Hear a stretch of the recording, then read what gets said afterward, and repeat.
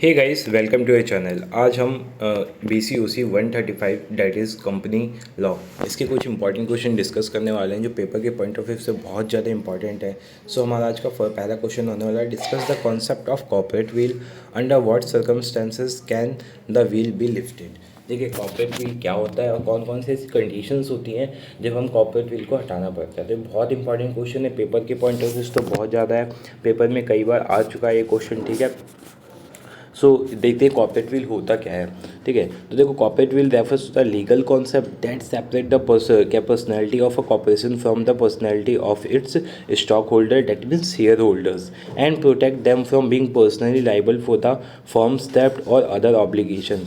देखो, सिंपली अगर हम बोले तो कॉर्पोरेट व्हील क्या होता है। व्हील देखो, इसका मतलब होता है एक पर्दा होता है कंपनी के बीच और इसके शेयर होल्डर के बीच। मतलब कोई भी अगर लाइक फ्रॉड होता है या कुछ भी होता है तो सारे शेयर होल्डर लाइबल नहीं होंगे, जो उसके पीछे रियल कल्प्रिट है वो लाइबल होगा। ठीक है, सो कंपनी की एक अलग लीगल एंटिटी होगी इसके लिए और शेयर होल्डर का अलग अपना वो मोटिव होगा या वो होगा। ठीक है, सिंपली यहाँ पे देख सकते हैं, नेक्स्ट लाइन में यहाँ पे दिखाता हूँ आपको, इससे मतलब समझ में आएगा।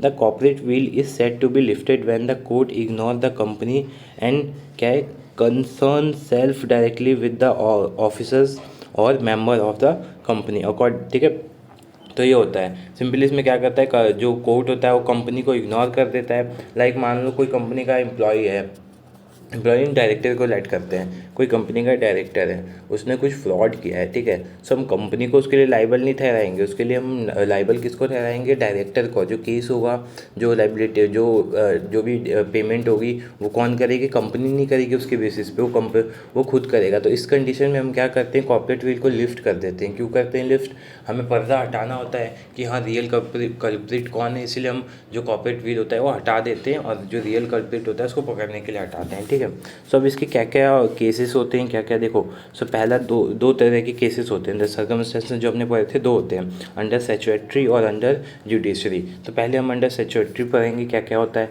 सो पहला मिस स्टेटमेंट इन प्रोस्पेक्टस। इसमें क्या होता है, अगर हमने मान लो प्रोस्पेक्टस में कुछ और मेंशन किया है, हम कुछ और काम कर रहे हैं, तो ये कंडीशन भी हो जाती है। तो इस केस में भी कॉर्पोरेट व्हील को लिफ्ट करना पड़ता है। ठीक है, उसके बाद है failure to return application money. मान लो आपने एप्लीकेशन मनी ले ली, ठीक है, किसी से सब्सक्रिप्शन मनी ले ली और आप उसको फिर रिटर्न नहीं कर पा रहे, उसको स्लॉट भी नहीं दिया, तो इस केस में भी आपको फिर कॉर्पोरेट व्हील को लिफ्ट करना होगा। जिसने भी लिया था सब्सक्रिप्शन मनी, लाइक मान लो किसी ने डायरेक्टर ने लिया था, ठीक है, किसी ने लिया था, तो उसको फिर उसकी पेमेंट करनी पड़ेगी और वो पर्सनली लाइबल होगा, ना कि कंपनी लाइबल होगी। ठीक है, नेक्स्ट क्वेश्चन है non disclosure mis description of name. इसमें क्या होता है, where an officer of company sign on behalf of company. मान लो किसी ऑफिसर ने, जैसे इसमें एग्जांपल दिया, बहुत अच्छा एग्जांपल दिया है, मान लो मेरे को पेमेंट करनी है Ram and Shyam private limited को, बट मैंने राम एंड श्याम को पेमेंट कर दी है, तो जो गलती हुई है ना उसके लिए कंपनी लाइबल नहीं होगी, उसके लिए लाइबल में पर्टिकुलरली मैं लाइबल होऊंगा। क्यों, क्योंकि मैंने सिग्नेचर किया है ना, मैंने कंपनी के बिहाफ पे किया है, कंपनी ने नहीं किया, मैंने कंपनी के बिहाफ पे किया है, तो लाइबल कौन होगा इसके लिए, मैं खुद लाइबल होऊंगा। ठीक है, तो ये भी बहुत अच्छा पॉइंट था। नेक्स्ट है for investigation of ownership of a company.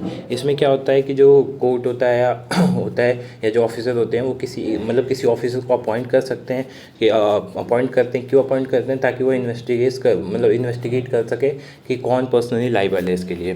Next question, liability for ultra vires act. इसमें क्या होता है, behalf of a company director and other officer of company will be personally liable for those act which they have done on behalf of company. ये तो वही है जो मैंने स्टार्टिंग में बताया था कि इसमें जो लाइबल होता है वो कंपनी नहीं होती, कंपनी के बिहाफ पे जो कोई भी अगर कोई भी फॉल्ट करता है, कोई भी मिस स्टेटमेंट डालता है, तो वो उसके लिए जिम्मेदार होगा। ठीक है, नेक्स्ट है फ्रॉडुलेंट कंडक्ट ऑफ बिजनेस। इसमें क्या होता है, where in case of winding of a company it appears that any business of company has been carried on with intent to defraud creditor of a company और any other person और for fraudulent purpose. ठीक है, सो इसमें ये होता है। Next question, next देखते हैं। देखो, अभी हमने ऊपर कौन सा पढ़ा था, ऊपर हमने कौन सा केस किया था, स्टैट्यूटरी किया था। अब हम कौन सा करेंगे, जुडिशरी करेंगे। जुडिशरी के अंदर क्या क्या आता है, सो पहला तो आता है प्रोटेक्शन ऑफ रिवेन्यू। सो इसके अंदर क्या होता है, सिंपली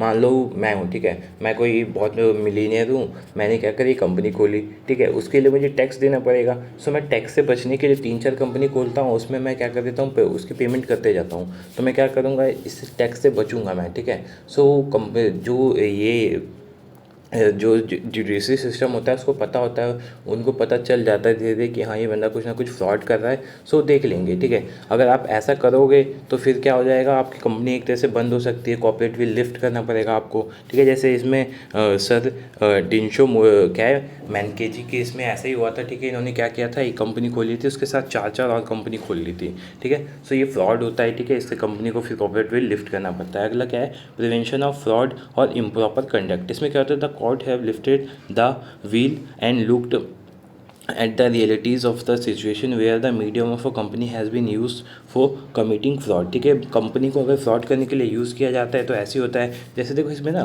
बहुत सारे केस होते हैं, लाइक जैसे ऐसा केस कभी हुआ होगा कि हाँ पे प्रिवेंशन ऑफ फ्रॉड और इम्प्रॉपर कंडक्ट किया गया होगा किसी ने, तो देखो इसमें एग्जांपल दिया होता है। तो आप इसको डीपली अगर पढ़ना है तो आप बताना, मैं डीपली बता दूंगा, वरना आप जाके यूट्यूब पे और इसको डीपली सर्च कर सकते हो, like Gilford motor company versus Horne, ठीक है। तो इनके बीच केस चला था, ठीक है, बहुत लंबा केस था ये भी, ठीक है। तो ये भी आप देख सकते हो जाके, ठीक है। नेक्स्ट क्वेश्चन है determination of enemy character for company. Enemy character का मतलब क्या होता है, सिंपली मान लो दो देशों की कंपनी है कोई, ठीक है, इंडिया और यूएस साथ में मिलकर बिजनेस कर रहे हैं, बट जो कंपनी है मान लो कोई सेंसिटिव चीज़ बना रही है, उसकी इन्फॉर्मेशन आप लीक कर रहे हो किसी अदर कंट्री में, तो वो क्या हो जाएगा, determination of enemy character of company इस केस में आता है, ठीक है। तो सबको ये पहला क्वेश्चन समझ में आ गया हो, ठीक है, जो जो इंपॉर्टेंट पॉइंट है मैंने सारे बता दिए, ठीक है। मिलते हैं नेक्स्ट वीडियो में। Thank you so much for watching this video.